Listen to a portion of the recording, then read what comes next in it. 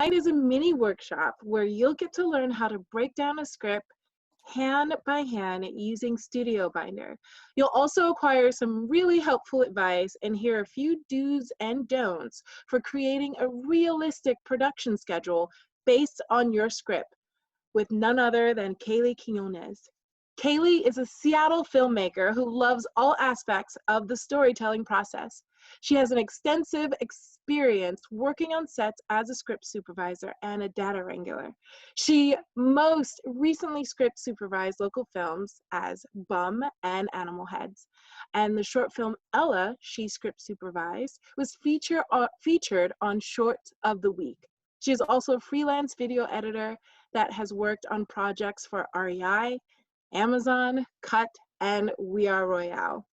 Her true passion lies in writing and directing her own projects.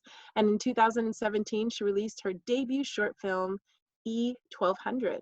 Her next project is to finish writing, then produce and direct a dark romance comedy inspired by High Fidelity.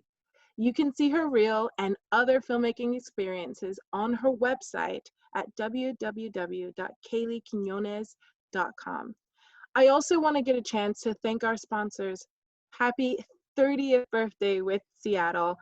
One of our sponsors, Women in Film Seattle, one of our group, Women in Film Seattle, is celebrating 30 years as a nonprofit 501c3. And our volunteer board works very hard to be the hub for support and professional connections to our filmmaking community. It wouldn't be possible without our members, obviously, sponsors, and our community partners that offer scholarships, discounts, and services to our WIF members. We would also like to thank Women in Film and Television International, IATSE Local 488, Ann Miller Insurance Service, Bad Animals, Seattle PAFF Awards, Seattle Film Institute, Women in Film Scholarships, Clatter and Din for our post-production for our grant winners. And we have a number of community partners such as City of Seattle, Office of Film and Music, Belief Agency, the House Studios, and Peerspace. Now, I am going to hand it over to Kaylee. Hello, hello. I just want to say in advance, thank you so much for having me, Women in Film. And Abby, thank you for the great introduction. I really appreciate it. Women in Film has been such a great organization to me. I moved here 3 years ago, and some of the first things I checked out in the film scene were women in film networking events. And I actually, Bum, one of the films I script supervised, I got from a Women in Film networking event. And yeah, it's been a great place for me to meet like-minded filmmakers, and I've loved it. So yeah, with that, I also just wanted to, let's hop into the presentation from there. Thank you guys, and also thank you to all the guests. Thank you for coming to my workshop. I'm really excited to share everything I have to share with you guys. Okay, so we're gonna be moving between screens because we have our, the presentation, which has some screenshots and things like that. And then we have our, let me get this, setting up the desktop. So yeah, you'll mostly be seeing my screen and not me. And then we will also be looking at StudioBinder, the website. And then we will also be looking at, StudioBinder, the website. And then we'll also be looking at my breakdowns in Google Sheets. So I have a bunch of Google Sheets breakdowns that we're going to be talking about, production schedules. We have some examples of the budget. So we'll be going through all of that material here on the class. So let's start with the presentation.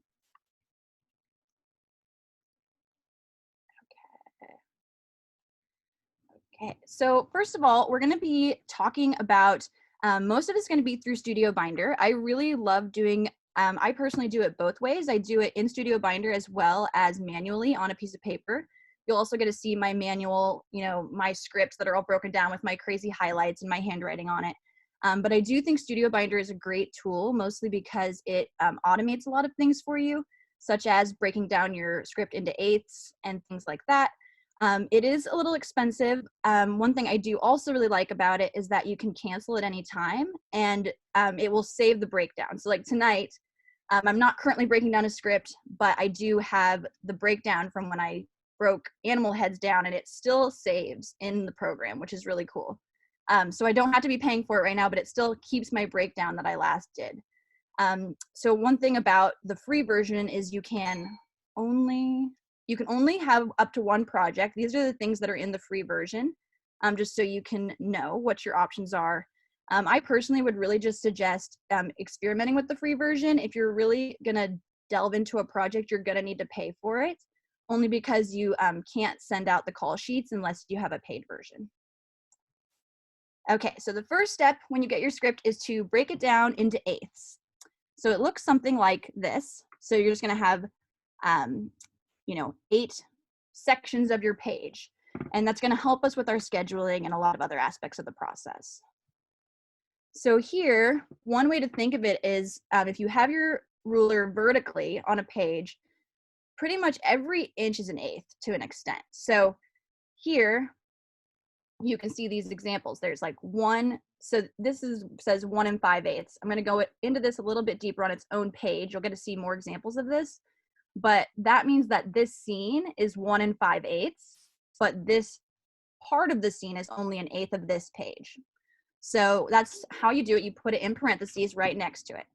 And then also when you see these the colon with the 05, it's kind of funny because you guys can't see me pointing. I'm like pointing at my screen to nobody. So yeah, when you see this like colon 05 or colon 30 seconds or colon 24, that's when you do something called a time and page tally, where you actually write down, you actually act out your scenes and you can see how long each of those scenes will take in screen time. So that's what those tools are. Another way you can break down your eighths is to put your ruler diagonally, and each 1.5 inches you put you put a line through, or not a line. You don't want to put lines on your script that aren't the eighths, but that's essentially, if you put these arrows here, that's about an eighth. Each of these arrows are. So you kind of just guesstimate it. You're hardly ever going to have a scene that like lies directly exactly on those eighth marks, but you just it's kind of funny because I haven't used a ruler like this in forever. It becomes pretty second nature as you just practice it more. It's really, to me, I always just think of it as like half the page is 4/8, and then I kind of break it down from there. I kind of just try to think of the 4/8 as half the page, even though this is kind of a small 4/8, but so that's how you do that. And then the other thing I thought was really interesting about this little slide, anytime you see text in my presentation, that's from a book called Beyond Continuity, which is a really great book. It's by the script supervisor who did Eternal Sunshine of the Spotless Mind, Syriana, a lot of other really great films. And so one thing she points out that I thought was really interesting and helpful is if your page has 12 short scenes, each scene should be given an eighth. And I know that seems weird. So you're going to have like 12 eighths on one page. But the thing is, the reason why you need to do that is so that for timing, you need an eighth for each scene. You're moving a location. So that's really for you and your schedule, so that you know that you need that extra time for each of those scenes, even though they all fit on one page. So here's my example. So this is a really awesome film called Animal Heads that I script supervised. I'm gonna show you guys a scene from it before we really go deep into it. So just a few little details on this page. I know we have hopefully we have a lot of writers here. I think that for breaking down a script, it's really helpful to have these scene numbers on there, and that's something you can do in Final Draft. I'm not really sure what the steps are for other programs, but I use Final Draft, and adding those scene numbers kind of helps a script supervisor make it really easy to put these lines in. And then also you'll see, like, I did my seconds a little different. I just put 18S, and then I put a little square around it. Same, it's that timing once again. So let me find one quick slide I want to share with you guys before I show this. So these are the different colors. So when you see my manual breakdown, it's going to be the old school hand breakdown. And that's how we'll do it. On a lot of my breakdowns, I've put them right next to each other so you can see. And also, just so you know, I am going to be, I've already exported this whole presentation as a PDF, and I am going to share it with you guys after class. So if there's anything in here that you're worried you're not going to remember, don't worry about remembering it, or trying to write down every color right now. I'm going to totally share all these assets with you.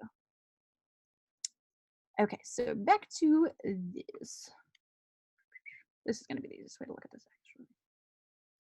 So here, so we have Jane and Ronnie exit the store. So Jane and Ronnie are cast speaking roles. And one thing you'll notice is that I'm not going to keep highlighting them, even though they're in the scene more times. We just need to know the first time that they appear that we've marked it. So that way when we go to get to the time to do call sheets, we know we need to put them on that call sheet. We know that they need to be there, those actors. And then Elephant is an extra silent role. And then Long Pipe, that's going to be a prop, purple for props. And then as you go down here, we continue. Ronnie sits on the floor of his room, drawing obscure pictures of monster-like faces. So one thing that I do is I'll write notes, and then I'll highlight the notes sometimes. So like here, if he's drawing, I put a little slash there, and I put pencils or markers and paper, and I put purple for those too. And then pictures of monster-like faces, I put a little note here that they're gonna need to be completed drawings by the art department. And then again, you're gonna see between 3 and 4, so this is an example of what we were doing earlier. So we have a scene that is 5/8 long, but this part of the scene is only 4/8 long. So here again, so this is the same scene. An awkward beat as the mother longs for intimacy that's far out of reach. Good night, she closes the door. Ronnie circles a monster, and then we have these props. And yeah, so it's, this part is an 1/8, but the whole scene is 5/8. And then here, moving on so I can show you more examples. Medium close up, Ronnie from the neck down, in front where there once was a mirror, takes off his mask. So first of all, in front where there once was a mirror, that's going to be a set dressing detail. And then wardrobe is circled. So I circled it. And then it's also considered a prop. So you'll see in this film in particular, I'm going to show you guys a little clip of it just to help you understand. But because these masks, they have these huge, awesome animal masks on that are like paper mache, and the art department guy was amazing. His name was Kalani. He did these amazing masks. So I put those as a prop, mostly because at the end here, we're going to talk about separating things into departments. And I knew that all the masks were going to be handled by the art department. So I kind of just wanted to like group those. And also they are something that the actors have to carry around, you know, like prop is short for property. So your actors are going to be carrying around those props. So I included it as a prop. And that's always up to you. That's like one thing. All this stuff that I'm going to show you today is, or tonight, is totally up to you, and you can use it as your toolkit. Nothing, you know, it's really just going to be between you and your assistant director and your director. A lot of the script breakdown process is shared between the assistant director and the script supervisor. So he places on the bedside table. That's going to be a set dressing. He goes to his bed, set dressing, window, set dressing. A little bit more of a location detail, the window, but just making it look the way it needs to look. If, you know, the director might want items on the windowsill and things like that, that would all be part of set dressing. And then here, his shadow now visible on the wall. He lies back and strips off his gloves. I put shadow now visible on the wall as a visual effect. So that is, or a special effect, I guess in this case. So special effect or visual effect, I put that blue underlined, because even though like it's just a shadow on a wall, like that's going to be something on set that they're gonna have to figure out. We're gonna have to do special lighting for it. We're gonna have to like make sure the hand is shown right. And like the reason why you're really pointing things like special effects out is so that you can make more time in your shoot schedule when you need it. So this is a perfect example of a time you might need an extra hour in your shoot schedule to get that shadow visible on the wall. So then here, down into exterior series of shots, we have Ronnie and Violet, once again, only calling them out once in orange. And then we have riding bikes, and I put on here helmets also, you know, so like you're trying to kind of think ahead of things so that you can create really strong, concise lists for your film departments. Okay. So I'm going to show you guys a clip here. One sec.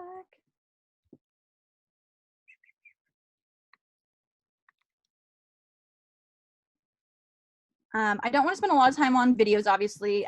Another really cool video, I was I put in the study guide was that Francis Ford Coppola talking about his whole script breakdown book that he has for The Godfather. When I do my like 2-hour long breaking down a script class, I usually share that, but I'm not going to use that time tonight, but I highly suggest you watch it if you find it in your study guide. So I'm going to show you this clip from Animal Heads. Hopefully it's not too blurry. I've noticed when I've been in classes that sometimes the screen sharing is not an ideal way to watch something, but it is supposed to be black right now, for the record. Yeah.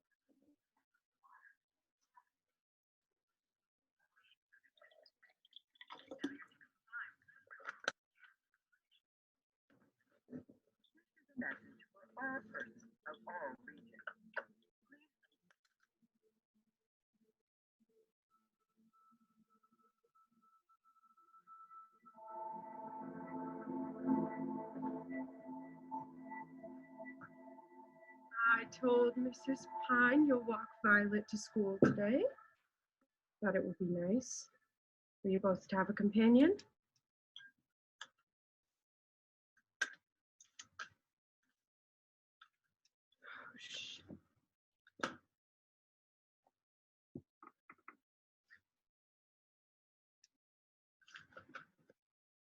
Okay, that is that. It is so funny not having you guys here. So I just want to say thanks again for being here. And I hope that I get to teach you in person sometime so we can talk about things like this really cool film and all the great art that they did for this film. So yeah, next we're gonna go back to our presentation. And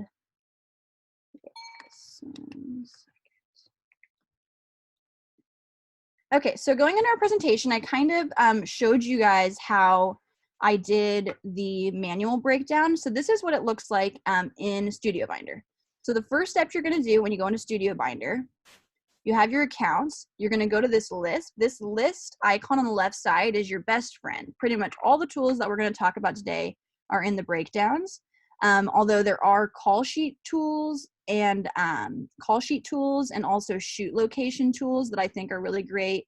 The media library is also pretty cool. So if you guys want to ask me any questions about those tools, I'm more than happy to share with you. So we're going to go to breakdowns when we're breaking down our script. And then so one thing that's really cool about StudioBinder is that it already has done my eighths for me. I didn't do anything here. I just imported my script. And so the way you import your script is up here on the right. I already imported it. As I was saying earlier, I'm not currently using the paid version, so I can't re-import the script, but essentially you just import a PDF version of it. It says right here all the different versions, all the different file types it accepts. And then it will number your cast for you, and it will so I changed this. This originally probably said kitchen, but I can change these locations. So I can go, if I happen to know Jane and Ronnie's house, it was at the director's house. So so you can add a location and put Alex director's house. And then I can put her address there also. So when you do start to send call sheets, all those tools are already in here. You have the location, the address for it, and you just plug it into your call sheet really easily. So I created that location, and now that's always going to be an option for me to make that location. Here, I'm just going to leave it as Jane and Ronnie's house. And then you go through here, and once I chose, this one's already been selected, but I would just highlight it like this, and then click it, and then it will say element name. And if you want to make it lowercase, you can. I personally just leave it. They automatically sentence case it.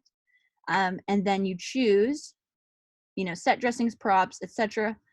This is a costume detail, so I put it as a costume. And then it would be like here, you can see, sorry, it would actually be add element if I was adding an element. Sorry, that's kind of confusing just because I'm using an old breakdown, because you can actually, in the free version, you can only put 10 elements in it. So I just wanted to keep this breakdown that it already had. So close up on hands covered in long rubber gloves, break a perfect white egg. And that's a prop. On the side of a pan, another prop. And so then we go all through this page. And then here, one thing you'll notice in StudioBinder, they will break down all, so the characters, once you mark on here that Ronnie is part of your cast, they're gonna put throughout your script, every time Ronnie shows up, they're gonna make it purple. It's not really up to you at that point. Once you mark the name, they will mark it where they wanna mark it. And then Jane is also a cast member. And then we have, she disappears into the kitchen and comes back with a long straw. And so with the orange juice, we already have the prop up here that pours a glass of orange juice. So we wouldn't mark it again down here. It's just the same thing. Okay. And so yeah, and then here's your pages, and then I can just go next scene. This is a shorter scene, only an eighth, 1/8 there, same location. And then we've got Ronnie opens the door, Violet, recognizable as a raccoon. So this is going to be a costume because that's one of those heads. I also could break it down as a prop like I was talking about earlier. It's really just about what department you're going to have it go to. For this, I thought it just made, for the StudioBinder version, I decided to do it as a costume because I wanted to show you guys what the costume breakdowns look like. And so then one other thing that's cool in StudioBinder is over here you have your scene elements on the left. So you can see what you've broken down on that page. And you can also write notes on your scene in here. And when you get the paid version, you can have collaborators in here. So if you're working with an AD or a producer, they'll be able to see that note, those notes. They'll be able to write their own notes, things like that. It's a great collaboration tool if you have the budget to use it. So then we've got street, exterior street, moments later, giant heads and backpacks. We've got the characters. We have a seagull walking a dog past them. See, this would be, sorry, I'm looking in here for extras. So this seagull, he is a cast member, but he doesn't actually speak at all. So you could also put him as an extra. And then walking a dog passes them. One thing that's kind of interesting in this film, we actually ended up, he picked up like a pizza, he ate some pizza off the ground. He was like a homeless seagull man. And we decided to pass on the dog because you'll see here under, when I click on dog, I marked it as an animal handler. So you kind of, as you break down your script, it's such a great first step. When you're a writer and you've just written a script and you're really excited about it, breaking it down is such a great step because you start to very quickly see what you're going to have to do and what you're going to have to make happen and who you're going to have to pay in order to do things like handle a dog.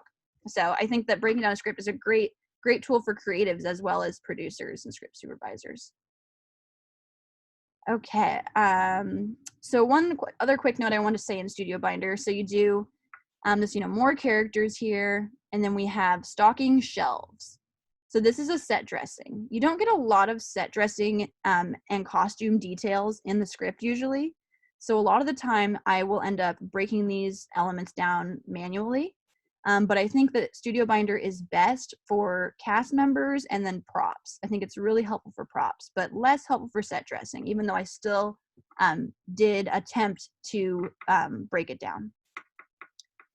Then we got a magazine, another prop. So yeah, hopefully you guys get the idea of how you use just that basic breakdowns tool in StudioBinder. Next, we will go back to the presentation and continue from there.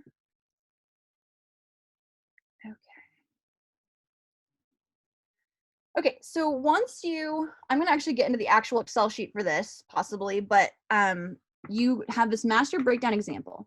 And I will also post the Google Drive link where I actually have these templates to share with you guys. So this is the master breakdown template, and I have broken it down. This is not the best one to share with you guys. There's actually two versions of it. But yeah, so there's a scene, the scene number, interior or exterior, day or night. And then I put little notes here like morning, like if it's a specific time of day, and then location, action, so what's happening in the scene, wardrobe, makeup, and hair. I combined those two because once again, it's really just whatever works best for your production. I knew that the wardrobe and makeup people were sharing a lot of these duties. So I just, and also there wasn't a lot of makeup in this, as you can imagine, since their heads were covered with huge animal heads. So I just combined that line, but usually you could have wardrobe as a line and then makeup and hair as a separate. And then props, and then art or production design could also be separated, but I also combined props and production designer, art department in one column because I knew it was the same people handling it. There wasn't any visual effects. And then this is playback or voiceover, which is just anything that needs to be recorded in post-production. All dialogue for this film was recorded in post-production as a voiceover because they're wearing animal heads and you cannot hear them. And then this is less of a note for people who are going to be able to hire script supervisors and that kind of thing. But the match column is also really helpful because you kind of start before production starts to think of things that need to match. You know, here we have, she hands him a paper note. You know, what hand she hands it to him with is super important because, you know, different takes, that's going to make it difficult in post-production if, you know, it's like cutting from a close-up and she's handing it to him with her right hand, and then we cut to the wide and she's handing it to him with her left hand. Things like that. My mouse is not being my friend. Sorry, guys. So yeah, and then here, like for example, the match not applicable, one overhead shot. I knew that was just going to be one shot. Like all of that stuff of her making the food, that's one overhead shot. There's nothing to worry about matching because it's only one shot. Okay, and then I want to show you guys one other thing.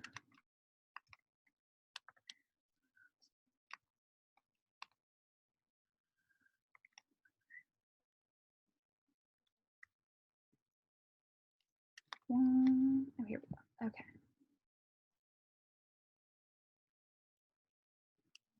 Okay, so this is obviously the strip version. I call this like the master breakdown with strips, but this is just the regular breakdown. So 1 through 12. So this is how your breakdown is going to look when you first get all those elements together and you put it in here.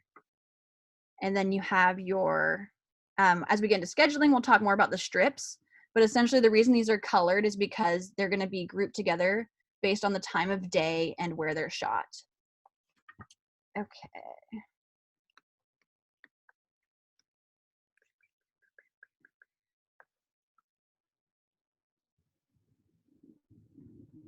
So yeah, this is another example. This is from Eat, Pray, Love, another film that Mary Cebulski, the writer of Beyond Continuity, this is her example.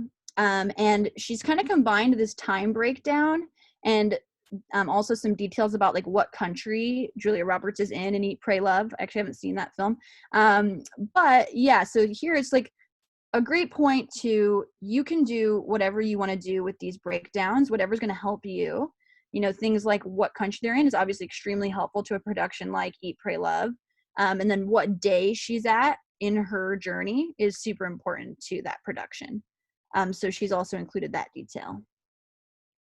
And then the other thing with the PB/voiceover column, obviously in animal heads, I was using it for voiceover mostly, but one thing that she was also putting in here was like, if there's a TV on in the scene, that is important to know what's going to be on that TV, and also like how that sound is going to affect the shoot. Like pretty much you're going to shoot it without sound, but then that sound needs to be added in post-production, that there's a TV on behind her. So those kind of details can really help your film be clean and sharp when you get into post-production. Okay, so we went through the master breakdown where we go to breakdowns. Awesome. Just gonna skip through all this. So yeah, so this explains the playbacks, and then these are also on-set matching notes when you're going to matching. Just a few extra notes for you guys to take home. The direction the actor is looking, like that can be a big continuity issue. You know, when the actor enters or exits or stands, you know, actors get in kind of an improvisational mood, but you need to be able to mark that down, so that way you can track it and make sure that it's clean for your post-production, so you don't get to a point where in one take she gets up when she says goodbye, and then in another take she doesn't get up till she gets another take she gets up and leaves, you know, one line earlier, and then it's like the editor can't cut those things together. So a huge part of breaking down your script is going to be being aware of how it's going to edit together and how it's going to cut.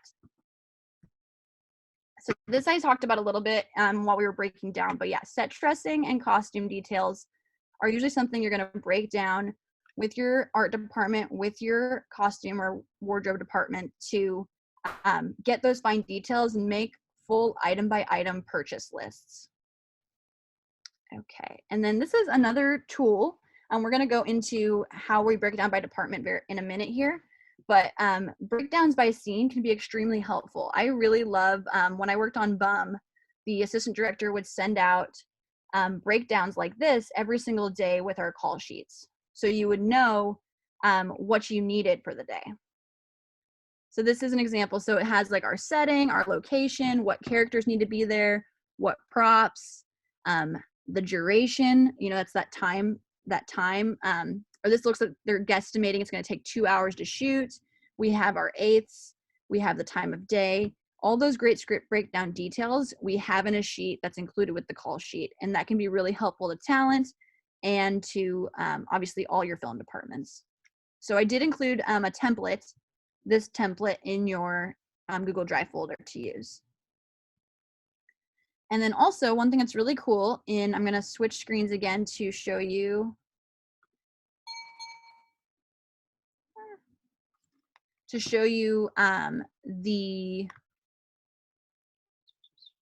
how to get this breakdown summary I was just showing you. So when you're in StudioBinder, you're going to go to that list column I talked to you about earlier, and then you're going to go to reports. And then this gives you the breakdown summary for every single scene, which I just think is a great tool. And then you can really easily just click print and then save as PDF. And then you have this great resource for all of this. The only thing I would mention about this is that I'm definitely going to show you guys how I like to have my breakdown in Google Sheets, because Google Sheets is, you know, one of my personal favorite tools as a filmmaker. Just seems like the easiest way to share with people, but it's kind of hard to copy and paste things from your StudioBinder breakdown to the manual breakdown. That would be my only qualm with StudioBinder. Okay. So yeah, and then this has your strip boards down here, over here too, on the left side. These are what the strip boards will look like. And you can click through them. You want to see what's happening in scene 6. And then also, I put these little moments. So in the scene notes, this also shows you the scene notes that I was showing you in the breakdown. So important emotional moment, point of scene, mother longing for intimacy. Or here, what does he think when he sees himself? What does he think about his life? I think that having those kind of notes when you're breaking down your script and knowing what's important to you is really going to help not only your editor in post-production know what's important to you, it's going to help you to have your script supervisor or your assistant director have that note in their binder, because all this goes into your production binder, of course. And you're going to have someone there with that production binder to remind you, like, we got to make sure we get this moment because, you know, you wrote right here that you want to make sure, or, you know, we want to see what he's thinking about his life here. Or, you know, so those notes I think can be really helpful to get the right emotions in your film. Okay, I'm going to pause this.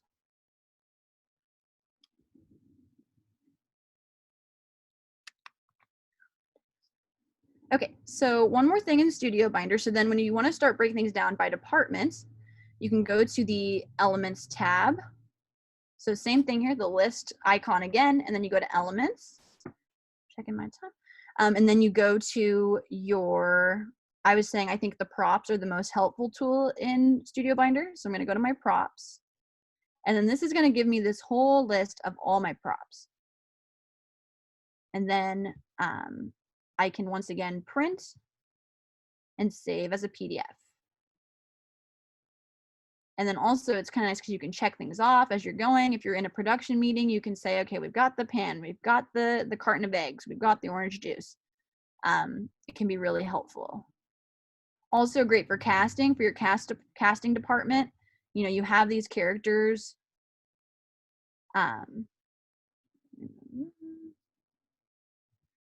Yeah, so then you have this. So once again, this is one of those things, like sometimes when I'm in StudioBinder, I realize things that I prefer about the manual setup.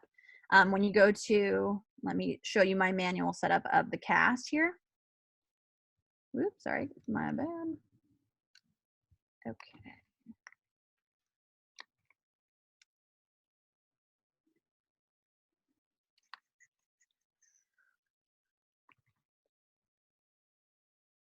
Sorry, switching between windows is kind of a pain in this crazy process. Okay, so in my Google Sheets here, we have our master breakdown like we were talking about earlier.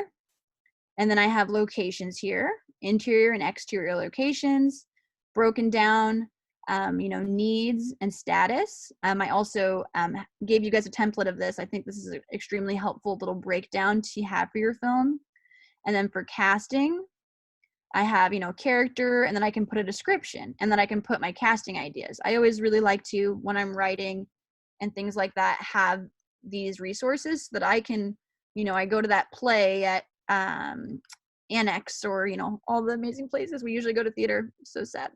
So ready for quarantine to, yeah, not getting into that right now. Anyway, so yeah, you go to a show in a dream world and you see an actor you really like, you can put them in your casting ideas. And I always think that's a nice way to break it down. That's something that I choose to do. Same thing with crew. You can have like a crew sheet in your master breakdown of like each person's position, and then candidates, and then people's day rates. And then your props. So this is, I think that we're going to get into budgeting a little bit later, but I also really like to do the props manually because it's a really easy, in Google Sheets, it's a really easy way to put your cost and start to guesstimate how much it's going to cost to get all these props. I did all of these from like Googling the average price for a loaf of bread, and then I did the calculation for the heads based on each day of work. As we get into the budget, we'll talk about this more, but $200 a day is like the lowest industry standard you really should be paying people. My very first film, I will not show you the budget. I did not pay people enough, obviously, because we were younger and we were trying to just make something all together, and that's a great way to make film. But if you're going to be doing a real budget on a real production, you want to at least pay people $200 a day. So, you know, those paper mache masks took at least 3 days of work. I think that probably is an underestimate. And then I looked up, you know, how much paper mache supplies cost, and then I divide it by mask. So then I could put it for each mask. And then also by putting the props in Excel, I can put little notes here, like what the note says. So that way, if I want to share this, I can immediately just share it with the art department, and they have those details very easily. And then wardrobe. One thing also I like about breaking down wardrobe by hand is that you can separate it down into looks. I'm going to show you guys a production schedule soon, and you'll see that a lot of the time they'll put look numbers for things in order to help the actors and the wardrobe people know what supplies they're going to need each day. All right, so I'm going to go back to my presentation. Yeah, so I can't share these full spreadsheets of this film's information, but I do have templates for you guys. So here I put, just to go into it a little more detail, which scenes they're going to need this wardrobe for, and then I just added the look here. And then for style, I think that like I found it kind of like helpful to put the little style notes. And then, okay, I'm going to go back to the presentation real quick. so we can see what is next. I hope everybody's following, and I'm really looking forward to seeing your questions during the Q&A. Definitely feel free to ask anything that I was unclear about. Okay, so we went through this. Okay, now we will go into the shooting schedule. So the shooting schedule is going to be one of the easiest places to do it is in StudioBinder, and I will show you where to go for that. Thank you guys for understanding the hiccups of teaching a class digitally. Okay, so here in StudioBinder, we're going to go to shooting schedule. Okay, so right now I just have these are your strips that StudioBinder automatically created for you. If you're, also great, as long as your script is formatted correctly, StudioBinder is going to pick up what you're putting down. So one of my favorite tools in StudioBinder in scheduling, I personally think for scheduling, doing it in StudioBinder first and then manually is a great way to do it, just like the props thing. So props and scheduling, I think StudioBinder has a great foundation for. So you have all of your strip boards here, and then you're going to reorder strips. And so this is really great. So this is the way I would order mine. So you want to do scene, shoot location, and then you want to do interior, exterior then interior. No, sorry, other way. So day then night, and then exterior then interior. Okay, then we're going to reorder strip board. Okay. So that did not do what I wanted. 1 second. So this should be scene, shoot location. Sorry. Let's see. Sorry, 1 second. I'm going to do one more way. So this is actually, I would do day then night, interior then exterior, and then let's do scene, location. We'll shoot location last. See, I've had this order a different way before, but anyway, so the best thing you want to do, I have this in our notes here. When you do, you definitely want to do your exteriors first. That's probably first of all why. Sorry guys. So you want your exteriors first because weather outside is the most unpredictable, right? When you're inside, you can black out a window, anything like that. And then you want to do day then night because you're probably going to start shooting in the morning. So you want to be shooting during the day and then your night shots at night. So I think I'm going to try this one more time and hope that it turns out the way I wanted it to. And then shoot location. Doing it. See, it keeps like changing this thing here.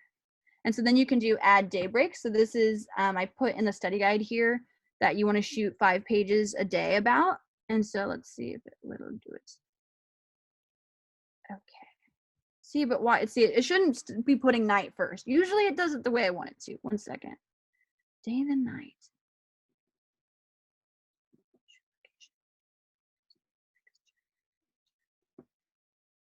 It's probably because I'm not on the paid version or something, but you can make it order.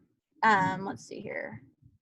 So that you can also auto day breaks, which already gives you the option to in here that I showed you. Okay. Why is it doing that? Anyway, so I'm not going to worry about the StudioBinder way of doing it this very moment. I'm going to go to the manual version to show you. Okay.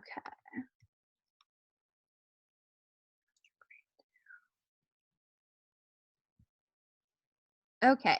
So for this one thing I love about doing a schedule manually is that you can actually include things like wardrobe and props. And you can see here, I happen to know that we decided to shoot the inside and the breakfast scene first because we want it to be morning. So we shot morning first. And then we went into the living room, which is more daytime. And then all of this is day. Going down, and then when he plays with the dolls and the dominoes, this is evening. So we had a cast and crew lunch at 5 o'clock. I also don't like how in StudioBinder you can't put when your lunch is in the same way. I really love the schedules, outlining them in Google Sheets. So the one thing you can do once you do it in Google Sheets, you can download as a PDF. And you just want to make sure that you're not having your grid lines. I mean, you don't need them. If you want to, you can show grid lines. I personally prefer to not. Also, a lot of people like to work in landscape. Landscape, especially for something like this with so many details spanning left to right. Landscape can be a great way to export it and then print. So here, this is done by Tess Kearney. She did this awesome shoot schedule. She has, the location and then the time that we're going to start at the location, how long she estimates we're going to spend on that. In StudioBinder, there is a place where you can estimate. I'll show you. If it works, even though it's being weird before. So here you can do prep and shoot time. So like how long it's going to take you to prep it. So you can put 1 and then 1 hour to shoot. Or you can do adjust columns and take out prep and shoot times and just do total estimated time. So we're going to guess the series of shots of Ronnie and Violet playing in various ways. We can say that's going to take us 2 hours because they're going to be, going so many different places. The kitchen, that was like a full day almost. It's also a full page. So yeah, I have to see the actual eighths to break that down. But I think you would just begin to estimate your times that way. So let me go back to the shoot schedule, the manual one, because it has a lot more details for you guys to look at.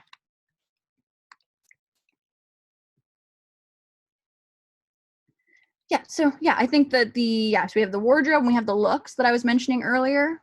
And then also one thing I really love about this kind of shoot schedule is that you can put your shots here. And that saves a lot of time with your, second AC, figuring out what each slate is going to say because it's already in your shot list. So also the great thing about a schedule like this is that it acts as your shot list as well as your schedule. So this is all of it. And then she broke it down by each of these sheets is a different day. So day 2 is like so. Obviously, this is a shorter day. 2:30 lunch, shorter day. And then the third day.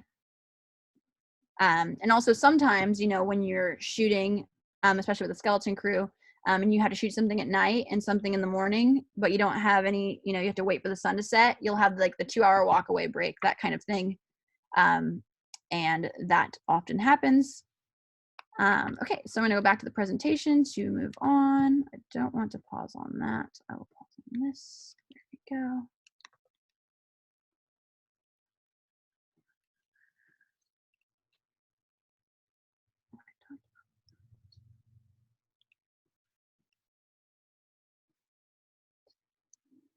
Okay, so continuing on with the budget details we were talking about. So this is a budget that I created with a combination of my own indie film budget that I did, and then also Lindy Boustet taught a really awesome producer class that I took. Highly suggest taking any class that Lindy Boustet ever teaches. She's a brilliant filmmaker. She's done some really cool stuff, and she taught a really great class. So yeah, a lot of this is referenced from that, things like how much editing and post-production costs, production design, camera and lights. These are all averages she gave. And then we have wardrobe, craft services. Essentially I just chose how much per day I was going to be able to pay for each person's meal. And then I calculated it that way. I had 3 days and this many people, and then I added these up. Obviously writers and directors, usually, an indie project, you're not going to get paid, but you're going to pay each of these people, $200 a day minimum. And then this is the number of days. And then you just create a formula with day rate times days.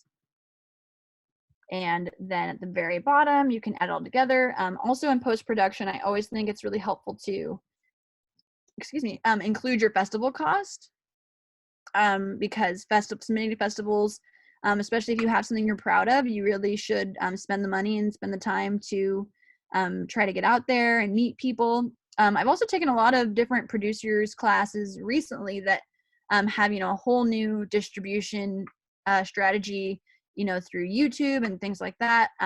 Much more like contemporary ways of distribution, such as Ella, the one I worked on, they got on Short of the Week. And I'm guessing in a lot of ways, a lot more people saw it through, you know, a really popular short film website versus the number of people who actually go to a shorts program at a festival. People a lot of the time are like, the first thing they're going to skip is a shorts program in a lot of situations. Okay, I'm going to see if there's any closing details. There's a few extra reports that I think are a little, actually, yeah, there's one more I know I definitely want to share with you guys. So there's something called a time breakdown template. So time breakdown can be really helpful if you have a film with a lot of confusing time periods. So this is, I'm going to go into this example here. We have our scene, the time, the location, the action, and then like things, you can choose what the detail is going to be. I actually deleted the wardrobe. I decided I didn't need to use that. And then editing notes, I added that. So you can choose whatever. So I put the perspective because if you look at the script, each scene that she did, she put perspective, Bernadette, perspective, Umberto. So now this way, when we're shooting, we know whose perspective we're working with.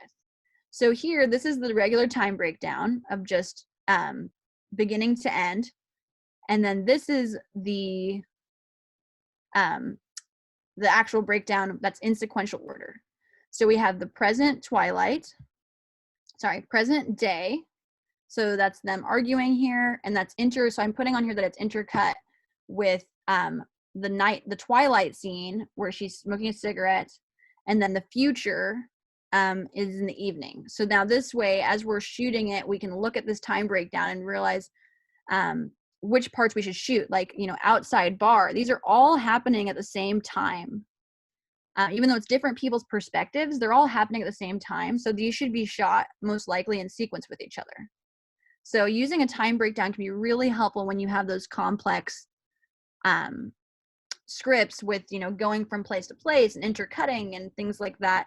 It can be really helpful to have a time breakdown. All of these are nighttime, so I'm just going to plug those in. Google Sheets is also great because all the copying and pasting, it's great. So yeah, time breakdown template is great. I am including that in your Google Drive folder. And then one other really important detail is the time and page tally. So this one is, you know, once you break down those pages by eighths, you have, you actually can plug them into this time and page tally. You have your action, you have your scene, you have your pages. And then like I was saying earlier, I get a stopwatch and I count, I act out the scenes. It's a hoot. I act out the scenes and I time each scene. And then you put scene for, this is just one because you actually want to add them all up. You wouldn't, you know, pretty much every single scene is just going to have the number one because it's for adding. And then as you finish your script, this is mostly a script supervisor job, but as you finish the script, as you finish your shooting days and finish shooting scenes, you just copy and paste these over.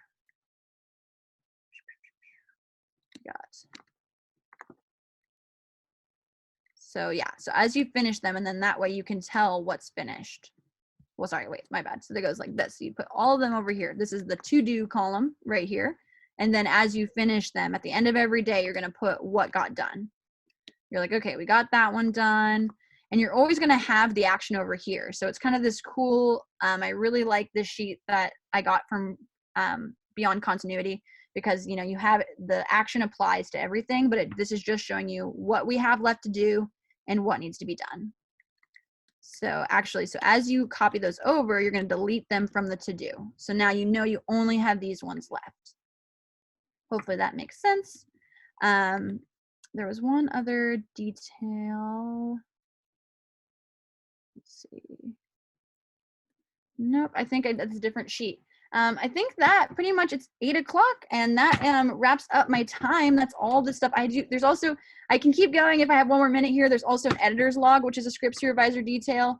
And that's just a really great tool to, I'm sure a lot of you guys have heard of it. You just have a log of which takes the director really likes. And also you have, you know, what lens they were using, where the file is, things like that, so that it makes it really, really fast and easy for your editor to start making really quick assembly edits. So thank you guys so much. I'm going to pause, or I'm going to end my share. Yeah, thank you guys so much. I hope you learned a lot, and I'm really looking forward to seeing what your questions are. Thank you so much, Kaylee. That was amazing. And I've been watching the chat and just seeing, how people are so excited, that you're doing this. We do have a question from Andrea, and she specifically asks, who is responsible for the official script breakdown? So it is the script supervisor, if you have that person. If you a script supervisor, one thing I always find really disappointing about Seattle, sorry to say, is that it's so often optional to have a script supervisor. Everyone considers it optional, but if you're smart and you don't consider it optional to have a script supervisor, that is the person that will handle that. I don't know if I specifically said this, but I had it in my notes specifically say it's in combination with the assistant director. So the assistant director, I think, also would work on a breakdown, but it's first and foremost the script supervisor's job. And if you don't have a script supervisor or an AD, bless your soul, first of all. And in that case, then it would be the producer would take over at that point. Yeah, that absolutely makes sense. Okay, so we have another question from Bryn Toyer. Does StudioBinder interact well with Excel? And if known, are there advantages to using StudioBinder over Movie Magic? Okay, so 2 questions there. Yes. I did mention I don't think StudioBinder is as friendly as I would like it to be with Excel. I'm going to open something really quick while I think you guys can still see me and everything. I'm curious because I think that if you can, because when it says to print, see, the only option is to save it as a PDF. There's also save to Google Drive. Let's see what happens if I do that. If that works, then it's going to be way better to use. But yeah, I would say overall, I haven't had a great experience doing StudioBinder to Google Sheets, but you can definitely experiment with that in the free version. And I will post, when I post the sheet, I will tell you what I find out. So I'm going to try one other thing to see if it will work. And then the other question was Movie Magic versus StudioBinder. I think Movie Magic it's the classic. I don't know if I would be one to say to use StudioBinder over Movie Magic. I think it's really more comes down to a pricing thing. I think Movie Magic is a pretty expensive software, if I remember correctly. Like I'm guesstimating like $300 or something like that. Actually, I think it's less than that, 100 and something, as I've checked before, 100 and something dollars, I think, to buy Movie Magic. And I think StudioBinder is about $40 a month. And like I was saying, it will hold your breakdown once you put it in. So hypothetically, you could do a breakdown for $40 and then have that breakdown. But yeah, I would say if you do a one-time purchase of Movie Magic and you're going to make lots of films, I would choose Movie Magic over a monthly subscription. Yeah. Okay. So we have another question from Lisa B. Which version of StudioBinder is most effective per department? Okay, which version? So trying to think of what which report maybe is what we mean there, or like which version, because I'm trying to think version. So there's only one version of StudioBinder. It's just online. It's an online platform.